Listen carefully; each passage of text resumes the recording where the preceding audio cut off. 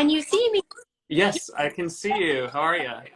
Let me prop this up a little better. How Sure. are you? I'm doing well.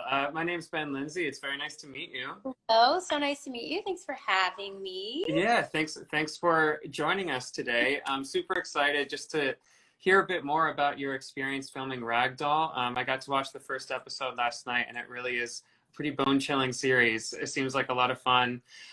So just for starters, how is it that you first got involved, and what made you want to tackle this role?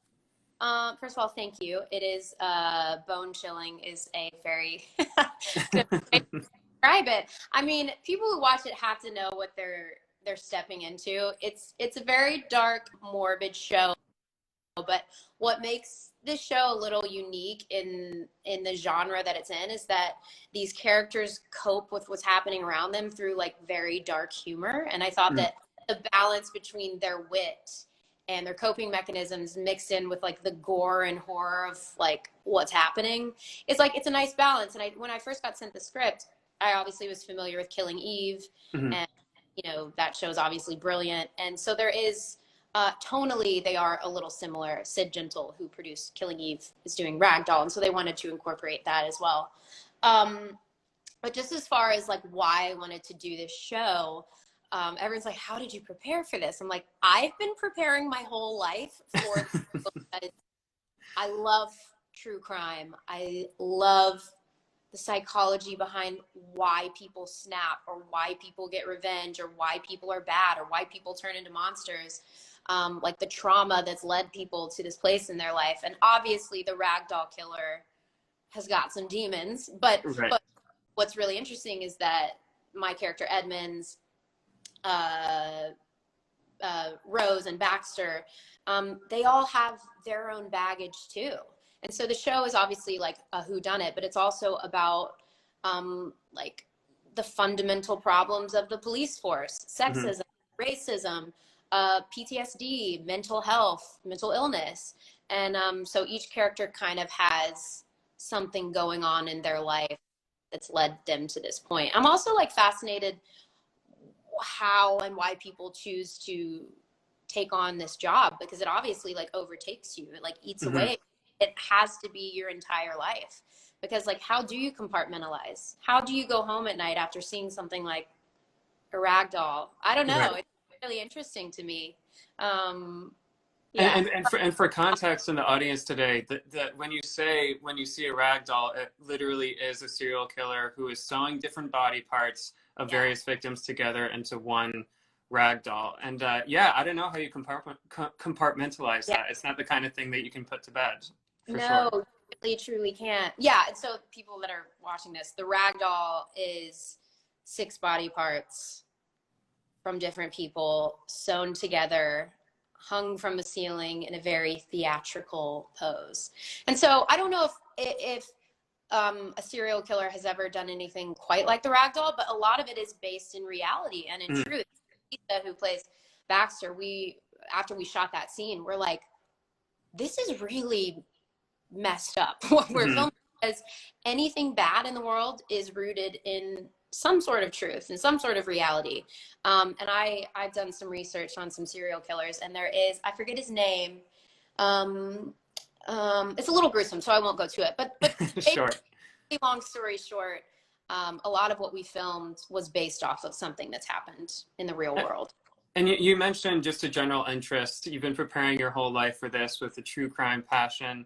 Obviously, it makes for great television. I'm curious if any performances from previous projects stick out to you as kind of an inspiration for your way into this true crime genre. Yeah, I mean, I've seen all the true crime documentaries, and what was always interesting to me is there was always like a lack of females in no, there is just like a lack of females in the police force in general. But I watched 7, of course. That was a big Silence of the Lambs. A lot of Korean film was as far from the directing, writing, cinematography standpoint.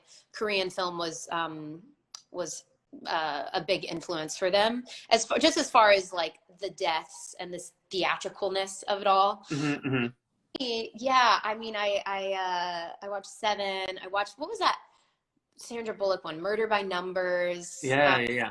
While we were filming, I started watching Mayor of Easttown. Okay. It's so good in that show. So yeah, I watched a ton of stuff, but a lot of it was more, I got to talk to real detectives Hmm. to just know, like, what do I touch or not touch in a crime scene, or what's the terminology. But a lot of it, I just wanted to understand why Edmunds is in the UK, why she chose this career path. Later on in the series, you realize that she's running away from something pretty traumatic in her Hmm. life, and she's desperately, like, trying to make good. She's desperately trying to do the right thing because something is eating away at her. So her story gets a little more layered as we go on. Yeah, yeah, it's a lot to play with. You mentioned that the background of this character, Edmunds. Speaking for Backstage, our audience is very much kind of the working actors and creators of the world. Mm-hmm. Um, I'd love to hear a bit more just about your process when it comes to building a new character. Do you dive into that backstory and kind of figure out that, for instance, she's running from something, so that informs the way that you play the character. But yeah, give us a peek. You're sitting with a new script. What's kind of the first thing that you do to get it down into Yeah, how you're going to play it? I mean, what was so great about this script in particular is that Freddy Syborn, who wrote the scripts, like, Edmunds was all there. Like, so Mm. often you're like, okay, I get like a vague idea of who I think she is. But with Edmunds, I knew exactly who she was because he's just so brilliant with how he described her. And luckily, they kind of gave me a little wiggle room to, like, bring my own nuance to her. But I mean, I definitely, in the British crime genre, like, I knew that they wanted that, like, American element in the show. Hmm. I'm the only Hmm. American show. And so I wanted her to feel younger. Like, she definitely brings, like, this Gen Z element to the show. So she just feels like young and fresh, um, but a lot of her backstory was there. But what was tricky with Edmunds is that we shot episodes 1 through 3 at the same time, and then 4 through 6 at a later point in Hmm. time. Most of the revealing of what happened to Edmunds happens in 4 through 6, and those scripts weren't written yet. So I'm like, I don't Ah. know. But I knew that it was enough to make her literally run away from everything in her life. Hmm. So in my head, what had happened was a little different than what ends up happening. But you don't always get the answers. Everyone watching, like, as an actor, you don't always get what you're looking for, so you have to Right. create. That's why our job is so fun, because the opportunities are endless. I knew that Edmunds didn't really have a family. Did she have a family because they're dead, or did she have a family because she's really messed up? I don't know. Like, that was a personal choice. So Hmm. with the character I play, you're either given the answers, and when you're not given the answers, that's where the fun begins. Because, like I said, like, there's so many recipes to come up with something interesting for your character. And then I created the backstory, but always what's most important to me is the dynamic and banter and chemistry with the people you're working with. And you Hmm. so often do not get time to know the people you're working with Right. before. And it kind of worked in my favor for this because Edmunds is new. She's the Right. new kid on the block. She, she's not really supposed to have built-in history with anyone. But luckily we did get some rehearsal time, and I got to hang with Talisa and Henry a little bit. And by the end of the show, obviously, we had built relationships and chemistry, and we'd figured out our characters a lot more. So that was fun as well. I think that answered your question. Yeah, Yeah. yeah, absolutely. It really is all about that collaboration. In addition to the kind of scene study work and the script analysis, you won't really know what it's like until you're opposite the person that you're going to be acting with, for sure.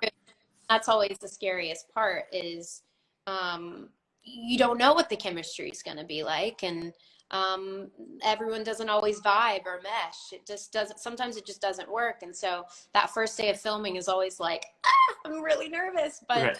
this was just great because, I mean, Talisa and Henry are so friggin' brilliant in this show. I can't even stress. Like they're just, I learned so much from them. We just come from very different backgrounds in our work. Like they're very theatrically trained, and especially Lisa, like a lot of her work has been on stage, whereas mine, I grew up doing television work. Like that's really craft is, you know, I did Pretty Little Liars for years and years and years, and that was really how I learned about everything and learned my strengths, my weaknesses, how I interact with people, like how to actually listen to what another actor's saying in a scene. And because of working with them, I definitely would love to do more theater. I think that for me would be where I'd see a lot of growth. Just like being free. There's something about theater actors that just like, you have to let it all go, right? Yeah. I'm not really that way. I'm very like, we got to get it right. Like very perfectionist in that way. Like, doing a show like Ragdoll definitely was liberating because I could be a little more free. That's great. That's great. You're still finding ways to challenge yourself all these years later. That's great. Well, as a final question for you then, I'm really glad that you mentioned kind of your early roots. Everyone knows that you have such a rich history on the small screen, and you've been at it working professionally now for the better part of 20 years, which is, I'm sure feels crazy to you to hear it tallied up like that. But if you were to tell your younger self when you were first getting your start, if you were to give them one piece of advice, and then by extension, just any piece of advice for those early career actors out there, what would it be? That's a really good question. And I'm like, where do I begin? Let me get my notes out. Right.